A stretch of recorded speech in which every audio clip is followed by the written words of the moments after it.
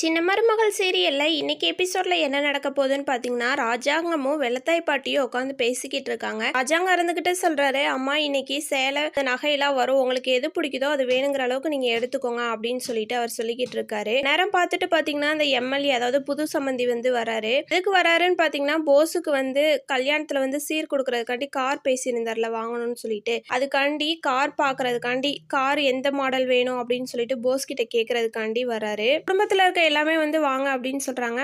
அவரும் சரி வரேன் அப்படின்னு சொல்லிட்டு சொல்றாரு. எங்க நான் மாப்பிள்ளைக்காண்டி கார் பார்த்துட்டு வந்திருக்கேன், அவருக்கு எந்த மாடல் பிடிக்குதுன்னு சொல்லுங்க, கல்யாணத்துக்கு முன்னாடியே நம்ம டெலிவரி எடுத்துடலாம் அப்படின்னு சொல்லிட்டு அவர் சொல்றாரு. உடனே சித்ரா இருந்துகிட்டு போஸுக்கு கால் பண்ணி நீங்க வாடா அப்படின்னு சொல்லிட்டு சொல்றாங்க. போஸு வராரு. வாங்க மாமா அப்படின்றாரு. வரேன்ப்பா, உனக்கு எந்த கார் பிடிச்சிருக்குன்னு சொல்லு, நம்ம டெலிவரி பண்ணிடலாம் அப்படின்னு சொல்லிட்டு உங்க மாமனார் இருந்துகிட்டு சொல்றாரு. அதுக்கு போஸும் அந்த அட்டையை வாங்கி பார்த்துக்கிட்டு இருக்காரு, எந்த மாடல் பிடிச்சிருக்குன்னு சொல்லிட்டு. அவர் காரோட ரேட்டை பத்தி அவர் சொல்லிக்கிட்டு இருக்காரு. 35 லட்சம், இது 40 லட்சம் அப்படின்னு சொல்லிக்கிட்டு இருக்காரு. அதுக்கு பக்கத்துல ஈஸ்வரி இருந்துகிட்டு சொல்றாங்க, காஸ்ட்லியான காரை பார்த்து ஏறா அப்படின்னு சொல்லிட்டு போஸ் கிட்ட சொல்லிட்டு இருக்காங்க. இந்த கார் எவ்வளவு மாமா அப்படின்னு சொல்லிட்டு கேட்கும்போது அவர் சொல்றாரு, இது 55 லட்சம் அப்படின்னு சொல்லிட்டு சொல்றாரு.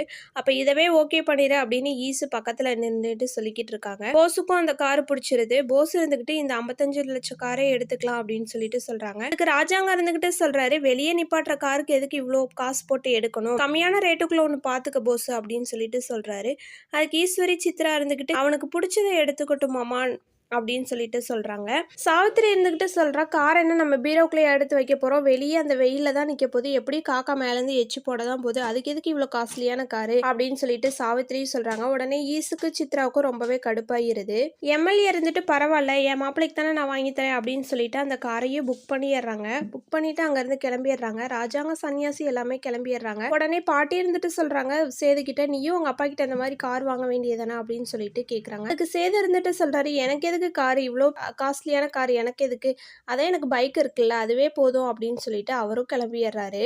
அடுத்து என்ன நடக்குதுன்னு பார்த்தீங்கன்னா, தமிழ் காலேஜில் இருக்காங்க. அவங்களோட மேம் கிளாஸ் மேம் தமிழை எந்திரிக்க சொல்கிறாங்க. உடனே எல்லாரும் கிளாப் பண்ணுறாங்க.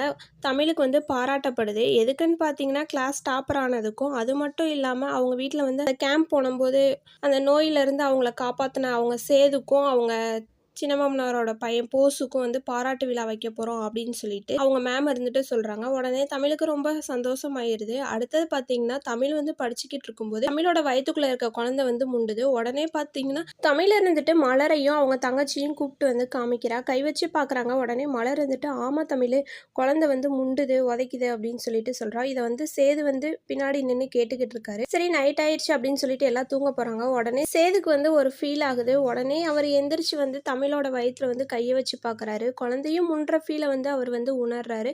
அவருக்கு கண் கலங்கி அழுக ஆரம்பிச்சிடுறாரு. அவர் திட்டினதெல்லாம் யோசிச்சு பார்க்குறாரு. முன்னாடி தமிழ் போய் வயிற்றுல வளர்றது உங்களோட குழந்தை அப்படின்னு சொல்லும்போது அவர் திட்டினாரு பார்த்தீங்களா, இது என்னோட குழந்தை கிடையாது திட்டினதெல்லாம் அவர் யோசிச்சு பார்த்துட்டு ரொம்பவே அழுக ஆரம்பிச்சிடறாரு. கடைசியாக பார்த்தீங்கன்னா, தமிழோட வயிற்றுல அவர் காதை வச்சு கேட்குறாரு. ரொம்பவும் எமோஷனல் ஆயிடுறாரு. அதோட இந்த எபிசோடு முடிஞ்சு. அடுத்தடுத்து என்ன நடக்க போகுதுன்னு தெரிஞ்சுக்கணும்னா மறக்காமல் இந்த சேனலை சப்ஸ்கிரைப் பண்ணி ஃபாலோ பண்ணிக்கோங்க. தேங்க்ஸ் ஃபார் வாட்சிங்.